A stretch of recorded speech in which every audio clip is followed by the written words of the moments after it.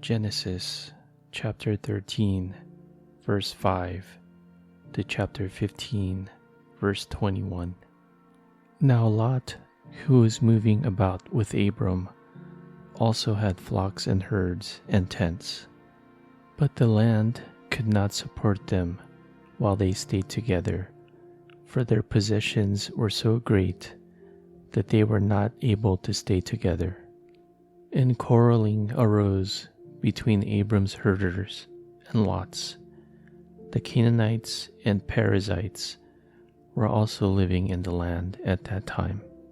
So Abram said to Lot, "Let's not have any quarreling between you and me, or between your herders and mine, for we are close relatives. Is not the whole land before you? Let's part company. If you go to the left, I'll go to the right. If you go to the right, I'll go to the left." Lot looked around and saw that the whole plain of the Jordan toward Zoar was well watered, like the garden of the Lord, like the land of Egypt. This was before the Lord destroyed Sodom and Gomorrah. So Lot chose for himself the whole plain of the Jordan and set out towards the east. The two men parted company. Abram lived in the land of Canaan, while Lot lived among the cities of the plain and pitched his tents near Sodom. Now the people of Sodom were wicked and were sinning greatly against the Lord. The Lord said to Abram after Lot had parted from him, "Look around from where you are, to the north and south, to the east and west. All the land that you see I will give to you and your offspring forever. I will make your offspring like the dust of the earth, so that if anyone could count the dust, then your offspring will be counted.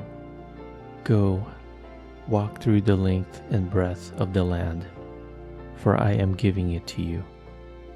So Abram went to live near the great trees of Mamre at Hebron, where he pitched his tents. There he built an altar to the Lord. At the time when Abpharel was king of Shinar, Arioch king of Elasar, Kedorlaomer king of Elam, and Tidal king of Goyim. These kings went to war against Bera, king of Sodom, Birsha king of Gomorrah, Shinab king of Admah, Shemeber king of Zeboim, and the king of Bela, that is Zoar. All these latter kings joined forces in the valley of Siddim, that is the Dead Sea Valley. For 12 years they had been subject to Kedorlaomer, but in the 13th year they rebelled. In the 14th year, Kedorlaomer and the kings allied with him went out and defeated the Raphites in Ashtaroth Karnim, the Zuzites in Ham, the Emites in Shaveh Kiriathaim, and the Horites in the hill country of Seir, as far as El Paran, near the desert. Then they turned back and went to En Misfat, that is Kadesh, and they conquered the whole territory of the Amalekites, as well as the Amorites, who were living in Hazon Tamar.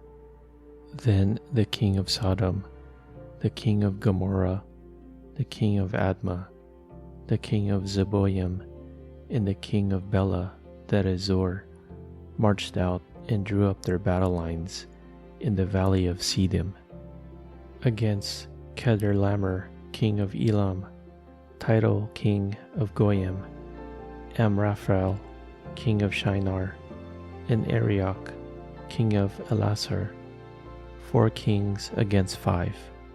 Now the valley of Siddim was full of tar pits, and when the kings of Sodom and Gomorrah fled, some of the men fell into them, and the rest fled to the hills. The 4 kings seized all the goods of Sodom and Gomorrah and all their food. Then they went away. They also carried off Abram's nephew Lot and his possessions, since he was living in Sodom. A man who had escaped came and reported this to Abram the Hebrew. Now Abram was living near the great trees of Mamre, the Amorite, a brother of Eshcol and Aner, all of whom were allied with Abram. When Abram heard that his relative had been taken captive, he called out to the 318 trained men born in his household and went in pursuit as far as Dan. During the night, Abram divided his men to attack them, and he routed them, pursuing them as far as Hobah, north of Damascus. He recovered all the goods and brought back his relative Lot and his possessions, together with the women and the other people. After Abram returned from defeating Chedorlaomer and the kings allied with him, the king of Sodom came out to meet him in the valley of Shaveh, that is, the king's valley. Then Melchizedek, king of Salem, brought out bread and wine. He was priest of God Most High. And he blessed Abram, saying, Blessed be Abram by God Most High, creator of heaven and earth. And praise be to God Most High, who delivered your enemies into your hand. Then Abram gave him 1/10 of everything. The king of Sodom said to Abram, Give me the people, and keep the goods for yourself. But Abram said to the king of Sodom, With raised hand I have sworn an oath to the Lord God Most High, creator of heaven and earth, that I will accept nothing belonging to you, not even a thread or the strap of a sandal, so that you will never be able to say, I made Abram rich. I will accept nothing but what my men have eaten, and the share that belongs to the men who went with me to Aner, Eshcol, and Mamre. Let them have their share. After this, the word of the Lord came to Abram in the vision. Do not be afraid, Abram. I am your shield, your very great reward. But Abram said, Sovereign Lord, what can you give me, since I remain childless, and the one who will inherit my estate is Eliezer of Damascus? And Abram said, You have given me no children, so a servant in my household will be my heir. Then the word of the Lord came to him, This man will not be your heir, but a son, who is your own flesh and blood, will be your heir.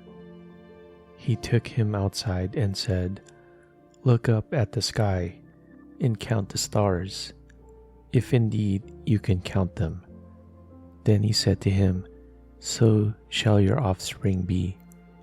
Abram believed the Lord, and he credited to him as righteousness. He also said to him, I am the Lord, who brought you out of Ur of the Chaldeans, to give you this land, to take possession of it. But Abram said, Sovereign Lord, how can I know that I will gain possession of it? So the Lord said to him, Bring me a heifer, a goat, and a ram, each 3 years old, along with a dove and a young pigeon. Abram brought all these things to him, cut them in two, and arranged the halves opposite each other. The birds, however, he did not cut in half. Then birds of prey came down on the carcasses, but Abram drove them away. As the sun was setting, Abram fell into a deep sleep, and a thick and dreadful darkness came over him. Then the Lord said to him, "Know for certain that for 400 years your descendants will be strangers in a country not their own, and that they will be enslaved and mistreated there. But I will punish the nation they serve as slaves, and afterward they will come out with great possessions. You, however, will go to your ancestors in peace and be buried at a good old age. In the 4th generation, your descendants will come back here, for the sin of the Amorites has not yet reached its full measure." When the sun had set and darkness had fallen, a smoking fire pot with a blazing torch appeared and passed between the pieces.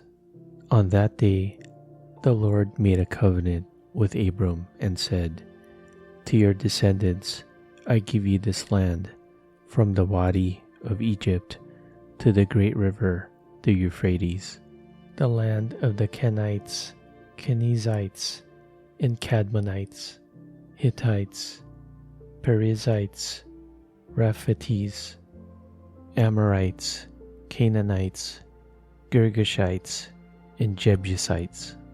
Matthew chapter 5, verse 27 to 48.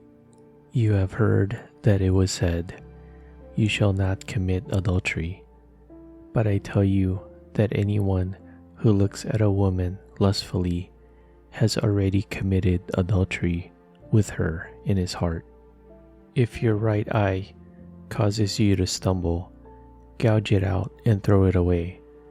It is better for you to lose one part of your body than for your whole body to be thrown into hell. And if your right hand causes you to stumble, cut it off and throw it away. It is better for you to lose one part of your body than for your whole body to go into hell. It has been said, anyone who divorces his wife must give her a certificate of divorce. But I tell you that anyone who divorces his wife, except for sexual immorality, makes her the victim of adultery, and anyone who marries a divorced woman commits adultery. Again, you have heard that it was said to the people long ago, "Do not break your oath, but fulfill to the Lord the vows you have made."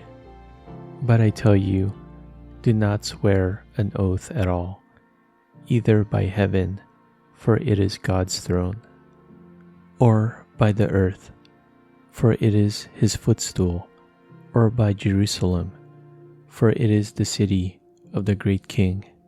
And do not swear by your head, for you cannot make even one hair white or black. All you need to say is simply yes or no.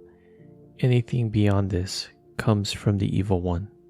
You have heard that it was said, "Eye for eye and tooth for tooth." But I tell you, do not resist an evil person. If anyone slaps you on the right cheek, turn to them the other cheek also. And if anyone wants to sue you and take your shirt, hand over your coat as well. If anyone forces you to go 1 mile, go with them 2 miles. Give to the one who asks you, and do not turn away from the one who wants to borrow from you. You have heard that it was said, "Love your neighbor and hate your enemy." But I tell you, love your enemies and pray for those who persecute you, that you may be children of your Father in heaven. He causes his sun to rise on the evil and the good, and sends rain on the righteous and the unrighteous. If you love those who love you, what reward will you get? Are not even the tax collectors doing that? And if you greet only your own people, what are you doing more than others? Do not even the pagans do that? Be perfect, therefore, as your heavenly Father is perfect. Psalm chapter 6, verse 1 to 10. Lord, do not rebuke me in your anger, or discipline me in your wrath. Have mercy on me, Lord, for I am faint. Heal me, Lord, for my bones are in agony. My soul is in deep anguish. How long, Lord? How long? Turn, Lord, and deliver me. Save me because of your unfailing love. Among the dead, no one proclaims your name. Who praises you from the grave? I am worn out from my groaning. All night long I flood my bed with weeping and drench my couch with tears. My eyes grow weak with sorrow. They fail because of all my foes. Away from me, all you who do evil, for the Lord has heard my weeping. The Lord has heard my cry for mercy. The Lord accepts my prayer. All my enemies will be overwhelmed with shame and anguish. They will turn back and suddenly be put to shame. Proverbs chapter 1, verse 29 to 33. Since they hated knowledge and did not choose to fear the Lord, since they would not accept my advice and spurned my rebuke, they will eat the fruit of their ways and be filled with the fruit of their schemes. For the waywardness of the simple will kill them, and the complacency of fools will destroy them. But whoever listens to me will live in safety and be at ease, without fear of harm.